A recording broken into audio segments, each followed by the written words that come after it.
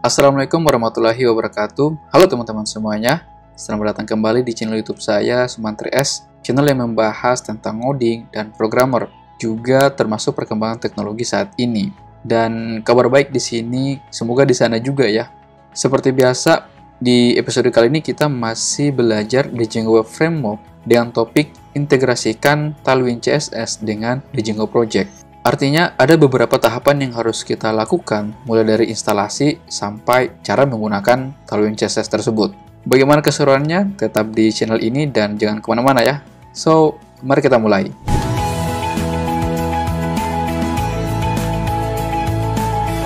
Oke, jadi begini teman-teman. Pertama, ada beberapa cara untuk melakukan instalasi Tailwind CSS ke dalam project Django kita. Iya kan? Dan cara pertama yaitu kita install ya menggunakan library yang sudah disiapkan oleh Django itu sendiri menggunakan pip di sini ya, sebuah paket manajemen dari Python. Nah, cuman yang jadi salah satu paling besar kenapa saya tidak menggunakan ini, padahal ini sangat memudahkan ya. Pertama karena ini tidak updating ya. Dan kalau kita lihat ini masih versi 0,4.0. Sementara yang versi terbarunya itu sudah di versi 3 ini. Ya kan? Jadi emang ada beberapa versi yang harus dikejar gitu. Dan itu ya paling lambat ya mungkin bisa setahun atau lebih gitu untuk bisa menyesuaikan dengan versi terbarunya. Ya, jadi ini memang sangat mudah ya, kita tinggal menggunakan cara seperti ini, kemudian konfigurasinya juga seperti ini. Nah, lalu cara yang kedua itu kita menggunakan sejenis apa ya? Ada pihak ketiga yang membuat sebuah komponen UI kit yang siap pakai, jadi kita tinggal copy paste aja, hampir mirip seperti Bootstrap CSS ya. Itu adalah ini, Flowbit. Jadi Flowbit itu sudah support beberapa framework yang sudah disediakan di sini, jadi sudah terintegrasi ya. Mulai dari React sampai Django, bahkan Flash di sini. Oke. Cara penggunaannya juga gampang. Kita tinggal install menggunakan pip aja dan ya di setting seperti biasa. Nah, karena saya juga kurang suka dengan cara seperti ini karena kurang apa ya, ini kayak kurang ada tantangan gitu ya. Sementara yang saya mau itu adalah kita harus bisa betul-betul kuasai penggunaan Tailwind CSS, terutama dalam menggunakan kelas-kelas yang sudah disediakan. Jadi ini kan menarik, bagaimana kita membuild dari awal. Oke? Nah, makanya saya itu menggunakan yang seperti ini ya, yang native gitu, pure Tailwind CSS native, sepenuhnya menggunakan kelas yang sudah disediakan. Nah, oke. Untuk instalasi di sini kita ada beberapa versi ya. Tailwind sudah menyiapkannya. Bisa menggunakan Post CSS atau framework petunjuk GUID yang ada di sini, itu ada banyak sekali petunjuk-petunjuknya. Cuman sayangnya Django-nya tidak ada ya. Tapi jangan khawatir, teman-teman. Nanti akan saya beri petunjuk bagaimana cara menginstal atau mengintegrasikan ini ke dalam Django gitu. Oke, kita kembali ke sini. Nah, ini kalau kita lihat dia menggunakan terminal ya di sini ya. Oke. Jadi gini teman-teman ya.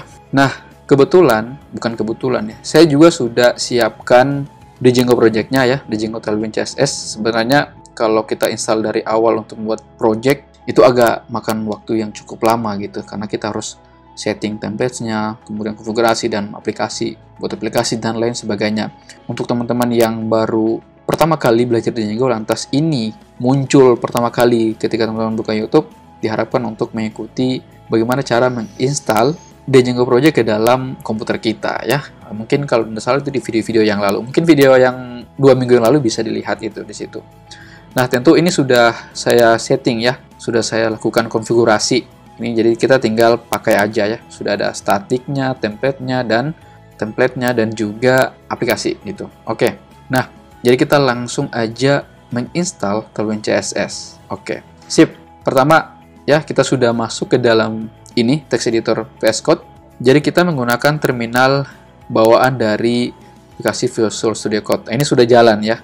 Kalau kita jalankan ini sudah ada semua ya. Ini sudah jadi. Nah, ini ya. Cuma ini kan belum ada Tailwind CSS-nya. Nah, sekarang kita install gitu. Oke, langkah pertama ingat karena Tailwind CSS adalah sebuah framework CSS dan seperti biasa tentu kita harus tempatkan dia ke dalam folder statik yang globalnya gitu ya. Nah, ini sudah ada folder baru ya. Jadi kita tidak perlu buat folder CSS dan lain sebagainya. Nanti kita langsung tempatkan aja Tailwind CSS ini ke dalam folder static. Oke, kita kembali ke terminal, lalu kita lihat apakah folder static itu sama yang ada di sini. Kalau kita lihat ini ada ya. Oke, langsung aja kita masuk ke dalam folder static ini. cd static ya, dan enter. Oke, kalau kita cek memang berada di dalam folder static sini ya. Sip, ini kita clear dulu. Seperti itu. Nah, kita kembali ke sini di situs resminya Tailwind. Kita langsung aja eksekusi ini ya, npm install ini ya. Jadi kita langsung aja ke sini, npm install min dependensi di sini ya. Itu maksudnya min dependensi Tailwind CSS. Oke, kita langsung enter aja. Nanti di static ini akan terbentuk beberapa folder ya. Beberapa folder, yaitu sebentar teman-teman lihat ketika sudah selesai dalam proses instalasinya.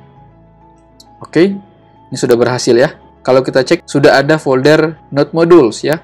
Kemudian paket loop JSON dan juga paket JSON. Jadi ini sebenarnya artinya kita menggunakan bahasa pemrograman JavaScript ya, yaitu Node.js. Saya tidak perlu menjelaskan di situ karena itu bukan topik kita. Oke. Lalu setelah itu ini sudah terbentuk, kita buat untuk mendapatkan ini Tailwind config JavaScript.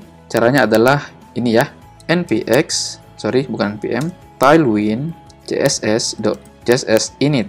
Oke, kita enter, maka dia akan buat satu buah file Tailwind config di sini. Oke, ini ya, ini sudah jadi. Nanti kalau kita view menggunakan Tailwind, itu kita akan banyak menggunakan atau config ke dalam sini ya. Nah, udah ya, tapi ini kita skip dulu, kita beralih ke langkah selanjutnya. Nah, sebenarnya di Tailwind CSS ini dia sudah ada disuruh masukkan konten di sini ya. Disuruh kita untuk masukkan konten yang ada di sini. Tapi itu saya break dulu, saya skip dulu, nanti kita akan lihat perubahan apa yang terjadi gitu ya. Oke, lalu tahap ketiganya buat folder src input CSS ya. Di static sini kita buat folder src, kemudian kita buat file input CSS seperti itu. Lalu kita tinggal copy ini ya. Kita copy dan paste di sini. Kita save. Lalu kita menggunakan perintah keempat ini ya. Ini langsung aja kita copy di sini dan kita paste di terminal ya. Di sini ya. Oke. Jadi dengan perintah ini nanti kita akan membuat satu buah folder this dan juga file output CSS di situ ya. Dan juga perintah watch di sini. Jadi nanti dia akan compile atau membuat folder baru yang isinya adalah output CSS. Oke. Kita langsung enter aja di sini. Maka lihat perubahan apa yang akan terjadi di sini ya. Oke, betul ya. Nah, ini sudah terbentuk ya langsung sesuai dengan yang kita buat di sini. Oke, dan isi dari output CSS ini adalah Tailwind CSS. Kalau kita lihat ya, ini versi 3, artinya versi terbarunya. Itu kalau kita scroll ke bawah itu banyak sekali ya. Ini adalah file dari Tailwind CSS. Oke, kita tidak perlu scroll sampai habis. Kita cancel. Dan sekarang kita tinggal mengimpor di sini ya, output CSS-nya.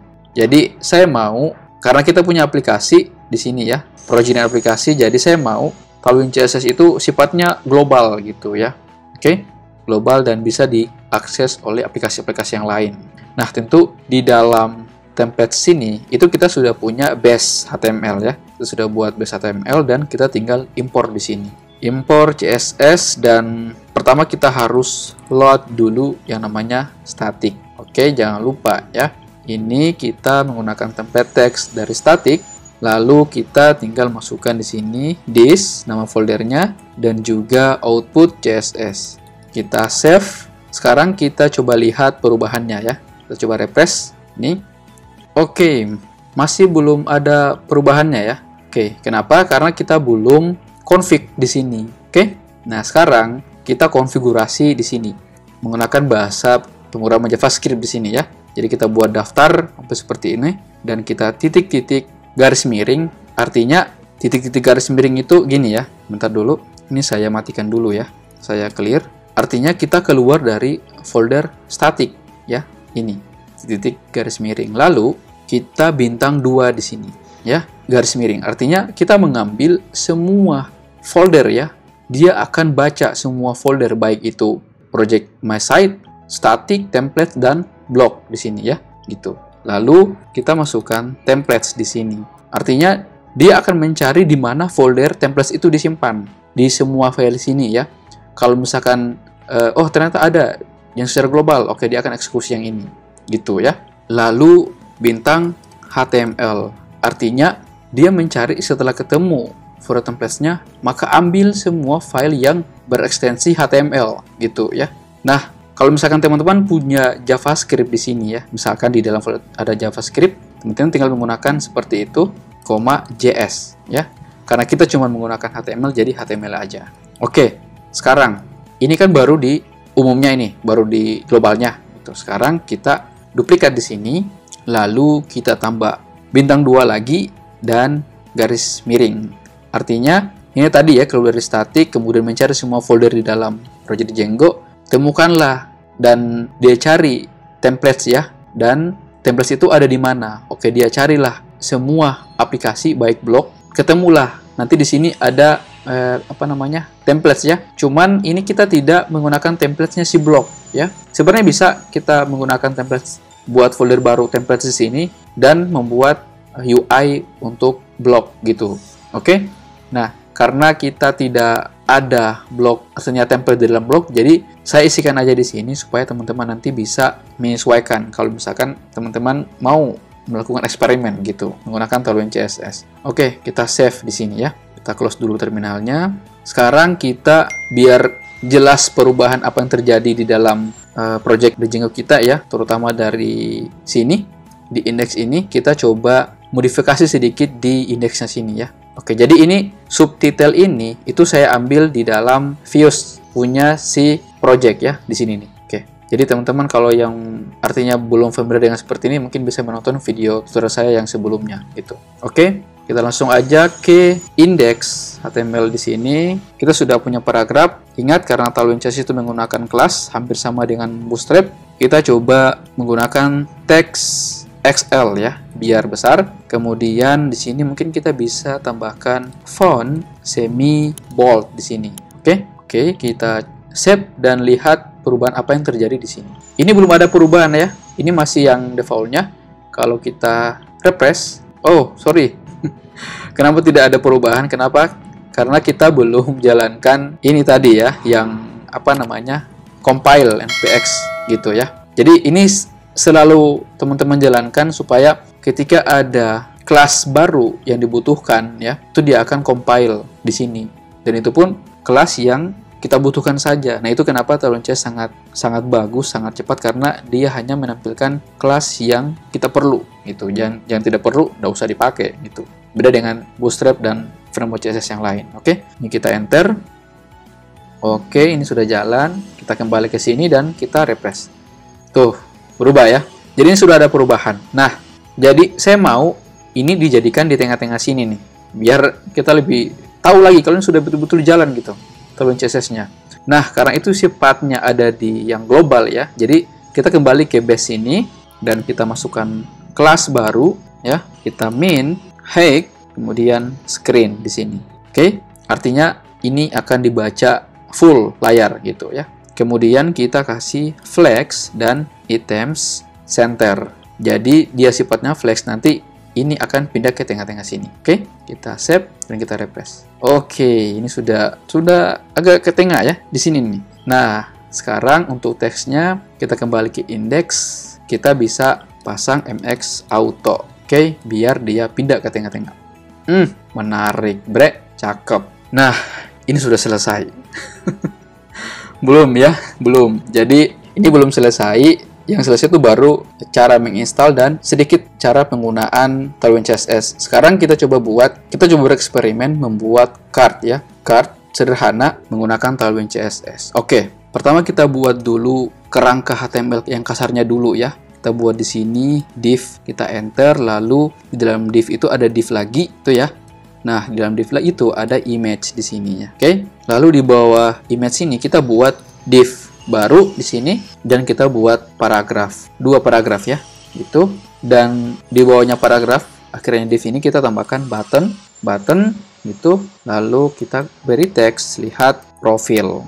Oke, seperti itu. Nah, lalu di bawah ini ya, div yang keduanya, kita masukkan paragraf di sini. Ya mungkin bisa kita isi ini ya. Kita bisa isi ini.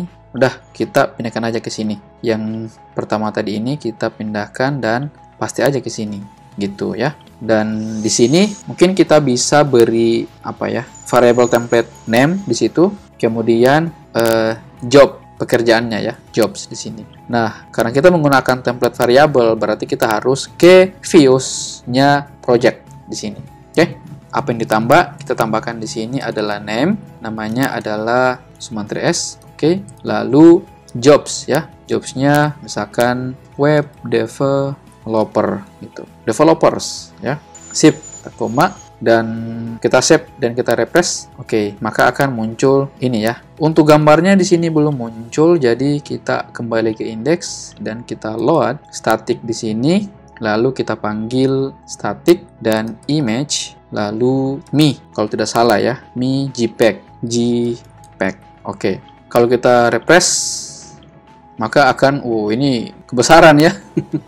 Oke, sekarang kita coba sedikit modifikasi biar lebih menarik. Kelas mungkin kita bisa W di sini misalkan 14 ya, 14 ya, jadi bar enter 1 ya, 14 ya, kemudian height-nya juga 14, lalu coba kita simpan dulu dan lihat perubahannya. Oke, jadi sudah di sini ya, sudah di sini, cuman ini kan tidak di tengah-tengah, jadi di dalam sini itu kita masukkan kelas lagi, kita tinggal mx auto, oke, untuk menggeser dia ke tengah-tengah sini. Refresh. Oke, sekarang sudah ke tengah ya, menarik. Nah, sekarang ini masih belum ada ini ya. Kita coba buat border dulu ya. Nanti akan ada border di situ terbentuk. Oke, ada ya, kelihatan. Dan kita PY8 lalu PX8. Kita save supaya ada jarak sebelah kiri kanan dan atas bawah.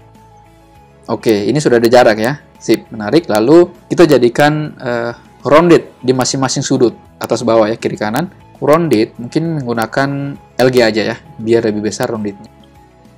Sip, ini sudah terbentuk ya. Lalu kita beri sedikit pemanis shadow ya, XL di sini. Kita refresh. Nah, jadi sudah ada shadow gitu ya. Nah, sekarang biar lebih menarik ini kita coba geser sedikit sini ya. Jadi kita kelas di sini, kemudian kita geser flex. Kita coba simpan dan refresh. Oke. Lalu ini belum belum sama rata, kita jadikan items. Kenapa dihapus? Bukan in ya, items, kemudian ini kenapa begini ya, flex, items, center, supaya ini ada di tengah-tengah yang tulisan ini nih. Oke, turun ke bawah sedikit ya. Nah, sekarang kita coba kasih jarak ya dari ini kan terlalu rapat ini sama teks dan gambarnya, ini juga terlalu rapat juga ya, jadi kita kasih space X mungkin bisa 5 atau 6 ya. Oke, kita save dan refresh. Oke, jadi sudah ada sedikit jarak gitu ya, menarik sekali. Lalu gambarnya ini mungkin saya bisa kasih rounded full ya, biar dia bentukannya bulat sempurna. Menarik bre. Jadi sudah lebih kelihatan menarik ya. Sekarang di sini ini di sini ini di nama dulu kita masukkan di sini, misalkan teksnya itu adalah 2XL gitu ya. Kita refresh dan enter. Oke ya, jadi agak membesar gitu. Oke, lalu kita beri font. Fontnya mungkin semi bold aja ya, biar agak tebal sedikit. Sip, sudah tebal ya. Untuk tulisannya sebenarnya otomatis dia menggunakan teks black ya, tapi kita pasang aja situ. Nanti kalau kita menerapkan dark mode, kita bisa atur juga warna teksnya. Oke, ini tidak perlu kita lihat di browser. Lalu saya kira ini cukup dulu ya sampai di sini. Untuk teks sekarang kita mengarah ke sini dulu. Kita rubah warnanya dulu. Ini menjadi text slate misalnya 600, dan fontnya di sini mungkin bisa font medium. Oke, kita save dan refresh. Oke, jadi sudah ada bentukan warna ya. Kita kasih rapat sedikit ya menggunakan space Y. Coba kita space, ini bukan X tapi Y ya, supaya ada jarak ini ya. Kita coba save dan refresh. Oke, jadi ada jarak antara nama dan juga jobs. Ini terlalu jarak ya. Ntar biar tidak setengah mati kita tap aja. Mending kita seperti ini. Oke, ini hiddenkan sidebar-nya. Ini terlalu jarak. Kita coba di sini ya. 0,5 ya, 0,5 kita tes. Oke, sudah mulai. Masih kurang. Tambahkan kurang di sini. Oke, sudah agak mendingan. Oke, saya kira ini sudah mulai menarik ya. Sekarang kita coba modifikasi di button lihat profil ya. Kita pasang di situ dulu, misalkan border ya. Sip, ada bordernya. Lalu saya padding X 5 dan padding Y itu sama dengan 1 gitu ya. Jadi kiri kanan itu 5, atas bawah 1. Oke, menarik ya. Sekarang kita kasih rounded, bagusnya full aja ya. Oke, kita refresh. Oh, sebentar, kenapa enggak ini ya? Oke, sudah berubah ya. Mungkin kita bisa rubah warna teksnya, mungkin agak sedikit ini gelap ya, kayak abu-abu gitu. Kita save dan refresh. Oke, berubah warnanya ya. Sekarang bordernya itu mungkin kita bisa kasih warna merah. Merahnya itu merah yang agak merah dikit ya, merah 600. Oke, sudah ada berbentuk warna merah di situ. Dan kita coba apa ya? Mungkin teksnya ya. Teksnya itu kita kasih font, kemudian semi bold di sini. Oke, kita refresh. Oke, sudah agak tebal gitu. Oke, lalu mungkin bisa kita kasih sedikit animasi hover aja ya. Minimal hover dulu. Ketika hover dia berganti background, misalkan hover, saya mau dia warna merah 500 ketika di hover ya. Sip, udah berubah di situ. Lalu kita hover teks mungkin warna putih. Oke, lalu hover. Di situ kita bisa border transparan aja ya, kita kasih transparan. Jadi kalau di hover bordernya itu akan hilang gitu ya. Oke, nanti seperti ini. Lalu kita hover, kita pasang ring. Ring itu maksudnya lingkaran yang ada di sini. Ini di dalam border itu istilahnya itu adalah ring ya. Terus oke, jadi ada ring gitu. Ringnya itu kalau default warna biru, oke, kelihatan ya. Lalu kita hover, kita kasih warna ringnya juga itu warna mungkin merah agak tipis merahnya ya. Oke ya, sudah agak kelihatan ya. Lalu kita hover, pasang di sini. Ring juga, cuman dia over ya. Kita pasang over 2, offset maksudnya, bukan over, offset. Refresh, sip. Oke, jadi sudah ada kayak ada spasi gitu di antara border. Oke, menarik ya. Ini kayaknya terlalu mengikuti dengan besaran ini, jadi kita coba sedikit batasi ini ya. Kembali ke sini ya. Ini kita tambahkan max, kemudian W, kita pasang aja MD gitu ya. Maksimal wide MD, medium gitu. Kita save dan refresh. Oke, jadi sudah agak sedikit lebih menarik gitu ya. Ini terlalu tebal, kita hilangkan aja semi boldnya biar lebih agak tipis. Ini mungkin ya, bukan mungkin, ini kita kasih rubah warnanya aja, text light mungkin 500 saja. Oke, jadi agak mendingan ya, terlalu kurang kelihatan, kita kasih 600. Oke, dan kita bisa kasih jarak mungkin margin top 5 agar dia turun ke bawah sedikit. Oke, menarik ya. Nah, ini sudah jadi, untuk card-nya itu sudah jadi ya. Jadi kita sudah buat card yang sederhana gitu ya. Jadi sudah ada gambar atau profil, kemudian name dan juga jobnya apa, kemudian lihat profil yang ada ketika disentuh ya, ada hover di sini, dan juga ada sedikit kata-kata motivasi gitu. Ini sebenarnya kata-kata motivasinya punya orang ini ya. Saya sangat fans di dunia teknologi, yaitu adalah Steve Jobs. Nah, jadi saya kira untuk cara menggunakan Tailwind CSS yang paling sederhana seperti ini ya. Nanti kalau misalkan ada pertanyaan, Bang, ya, Sapo, tolong lanjutkan lagi dong tentang pembelajaran Tailwind CSS, boleh ya. Tapi nanti kita akan selesaikan dulu di Django-nya gitu ya. Paling tidak teman-teman sudah tahu bagaimana cara menginstal dan juga menggunakan Tailwind CSS ya. Dan ini baru contoh, sebenarnya ada banyak sekali yang harus kita terapkan di situ. Dan ya, paling tidak inilah cara menggunakan Tailwind CSS ke dalam project di Django kita. Menarik ya teman-teman. Oke, jadi gini ya teman-teman. Minggu depan kita akan belajar lagi tentang bagaimana menginstal Bootstrap ya di dalam Django Web Framework. Tetap dikepoin guys, karena ini akan lebih seru lagi ya. Nanti akan ada template yang harus kita coba desain atau kita coba terapkan template secara full menggunakan Bootstrap CSS. Oke, jadi mungkin itu aja untuk video kita kali ini. Terima kasih sudah nonton dan jangan lupa subscribe, like, dan share. Karena itu menjadikan saya lebih semangat lagi untuk membuat video tutorial, khususnya tutorial di Django Web Framework. Mudah-mudahan bermanfaat dan kita akan bertemu kembali di video seru lainnya. Saya Sumantri S, izin pamit. Bye!